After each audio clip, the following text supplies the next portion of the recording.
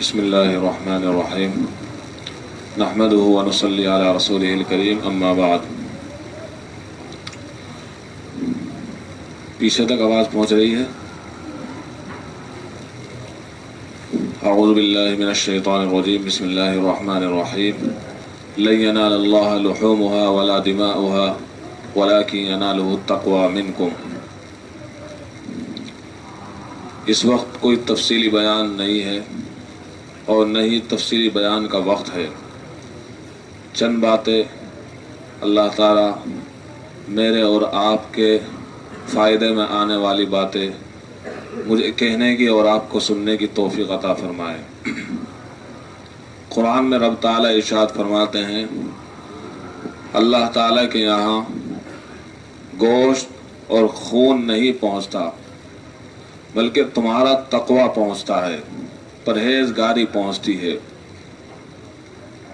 قربانی کے موقع پر خاص طور پر قدم قدم پر ریا، نمود اور دکھلاوا جیسا کہ ہو رہا ہے، یہ قرآن کی آیت ہمیں جھنجھوڑ رہی ہے کہ ایسا نہ ہو کہ تم اپنی قربانی کو ضائع اور بیکار کر دو۔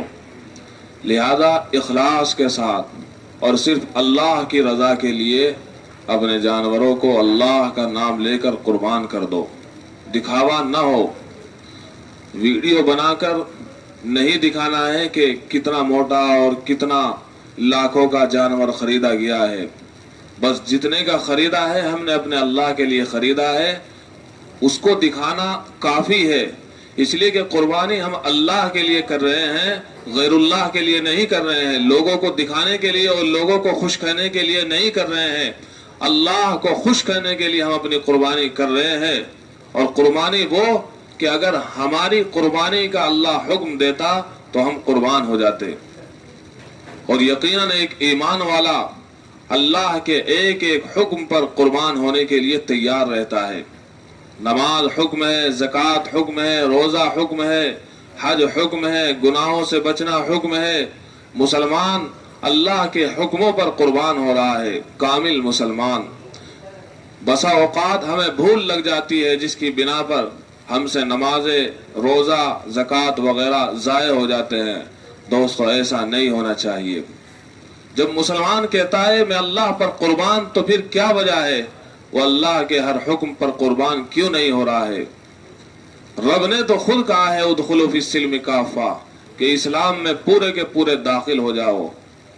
یہ کیا ہوا کہ میٹھا میٹھا ہپ ہپ اور کڑوا کڑوا تھو تھو، یہ اسلام نہیں ہے۔ اسلام کہتا ہے ہر موقع پر قرآن کی بات ماننی ہوگی۔ کون سا قرآن؟ وہ قرآن جو کامل ہے، وہ دین جو کامل ہے، جو مکمل ہے، جو ادھورا نہیں ہے، جو ناقص نہیں ہے۔ جو اسلام 1400 سال پہلے تھا آج بھی وہی ہے اور قیامت تک وہی اسلام رہے گا۔ اور اسی اسلام کو ماننے میں اور انہی باتوں کو ماننے میں فائدہ ہے۔ ہم نہیں دیکھتے کہ قانون بدلتے رہتے ہیں اور باتیں بدلتی رہتی ہے، لیکن قرآن وہ ہے جو آج تک نہیں بدلا ہے۔ ہے قول خدا، ارشاد نبی، فرمان نہ بدلا جائے گا، بدلے گا زمانہ لاکھ مگر قرآن نہیں بدلا جائے گا۔ وہ قرآن ہمیں ملا ہے، وہ دین ہمیں ملا ہے، اور محمد کریم صلی اللہ علیہ وسلم کی باتیں سچی سچی اچھی اچھی باتیں ہمیں ملی ہے جو آج تک بدلی نہیں ہے۔ اور رب نے جب ہمیں بنایا ہے تو عقل میں یہ بات آتی ہے جس نے بنایا ہے ہمیں، اس کو قانون بنانا چاہیے تھا کہ زندگی کیسے گزارنی۔ اس نے تو بنا دیا ہے قانون، قرآن کی صورت میں قانون ہے، اور پھر وہ قانون کس طریقے پر اپنی زندگی پر نافذ کرنا ہے محمد کریم صلی اللہ علیہ وسلم کو بھیج کر بتلا دیا کہ ایسے نافذ کرنا ہے۔ آپ صلی اللہ علیہ وسلم نے دین کی ایک ایک بات پر عمل کر کے دکھایا، صحابہ نے دین کی ایک ایک بات پر عمل کر کے دکھایا اور بتلا دیا کہ کامل اسلام میں داخل ہونا اگر چاہتے ہو تو اس طرح داخل ہوا جاتا ہے جیسے محمد صلی اللہ علیہ وسلم داخل ہوئے ہیں، کہ بیٹھنے کا بھی طریقہ ہے، لیٹنے کا بھی طریقہ ہے، سونے کا بھی طریقہ ہے، کھانے کا بھی حتیٰ کہ بیت الخلا میں جانے کا طریقہ بھی ہے، اور حتیٰ کہ بیت الخلا میں جانے کے بعد وہاں کس طریقے پر قضاء حاجت کرنی ہے اس کا طریقہ بھی موجود ہے۔ اسلام کوئی ادھورا مذہب نہیں ہے، ناقص نہیں ہے، یہاں پر ہر چیز کی ہدایات ہے۔ کہو اللہ تیرا شکر ہے کہ اللہ تو نے ہمیں مسلمان بنایا ہے، تو پھر یہ کیا وجہ ہوئی؟ ایسا دین، ایسا مذہب، ایسی ملت، ایسی شریعت ہم سب کو عطا کی گئی ہے، پھر کیا وجہ ہے کہ ہم اسلام پر قربان نہیں ہو رہے ہیں؟ اسلام پر قربان ہونے کا مطلب یہ نہیں ہے کہ آپ سے آپ کی جانیں مانگی جا رہی ہے، اللہ جب مانگتا ہے مسلمان دیتے ہیں۔ اسلام پر قربان ہونے کا مطلب یہ ہے دوستو اور بزرگوں، اسلام کے ایک ایک حکم پر قربان ہو جانا۔ نماز کا حکم ہے تو نماز پڑھنی ہے، زکوٰۃ کا حکم ہے تو پڑھنی ہے، قربانی کا حکم ہے تو کرنی ہے۔ آج کل یہ بہت ساری باتیں سننے میں آتی ہے، پچھلی مرتبہ میں نے قربانی اپنے والد کی طرف سے کی تھی، اب کی بار کس کی طرف سے کروں؟ بہت سے سوال کرتے ہیں کہ میں نے قربانی پچھلی مرتبہ حضرت صلی اللہ تعالی علیہ وسلم کی طرف سے کی تھی، اب کی بار کس کی طرف سے کروں؟ بہت سے سوال کرتے ہیں کہ گھر میں جو بڑا آدمی ہے اس کی طرف سے بس قربانی ہو جاتی ہے، اب کی بار میں چاہ رہا ہوں میرا بیٹا جو بڑا ہے وہ قربانی کر دے۔ یہ قربانی نہیں ہے۔ نماز سب پر فرض ہے، زکوٰۃ سب پر فرض ہے، مکلف کا مطلب یہی ہے۔ ایسے ہی دوستوں اور بزرگوں، جو قربانی کے دنوں میں صاحب نصاب ہے، یعنی اتنی مالیت اس کے پاس موجود ہے کہ وہ 612 گرام چاندی خرید سکتا ہے، یا اتنی قیمت ہے تجارت کی یا کسی بھی چیز کی اس کے پاس موجود ہے، وہ قربانی کرے گا۔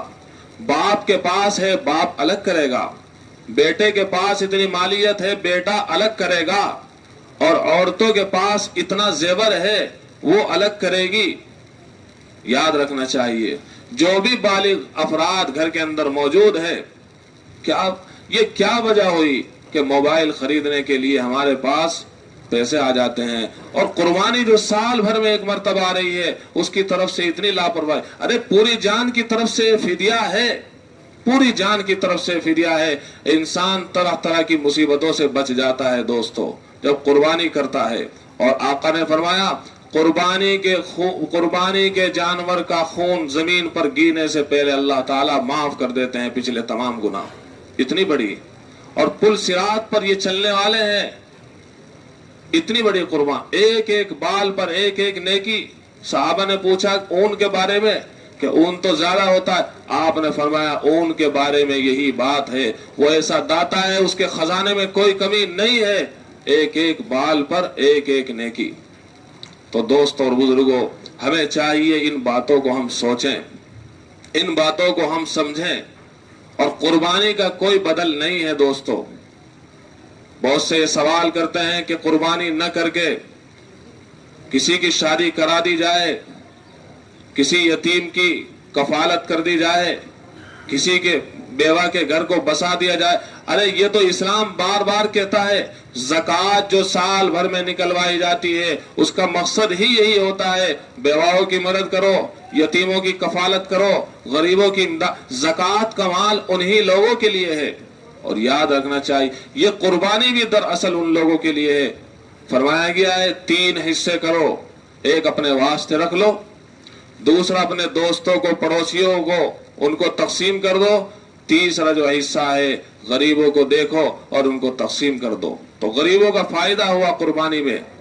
لہذا ادھر کی باتیں اور ادھر کی باتیں لا کر، اور کیا چاہتے ہیں وہ لوگ؟ یہ چاہتے ہیں کہ قربانی کو ختم کر دیا جائے، صبح قیامت تک ایسا ہونے والا نہیں ہے، اس لیے کہ یہ سنت ابیکم ابراہیم، ہمارے باپ ابراہیم کی سنت ہے، یہ قیامت تک جاری اور ساری رہے گی۔ یاد رکھنا چاہیے اللہ تعالیٰ نے حکم دیا ہے، اللہ تعالیٰ ہر چیز کا مالک ہے، جب اس نے حکم دیا ہے جانوروں کی قربانی کا، وہ ہر چیز پر پورا اختیار رکھتا ہے، اور آج تک جن کی قربانی کی جا رہی ہے وہ کم نہیں ہو رہے ہیں بلکہ بڑھتے ہی جاتے ہیں، بڑھتے ہی جاتے ہیں۔ یہ بتا رہا ہے اس بات کو کہ اللہ تعالیٰ نے اجازت دی ہے تو اللہ تعالیٰ نے ان کی نسلوں کو بڑھا دیا ہے۔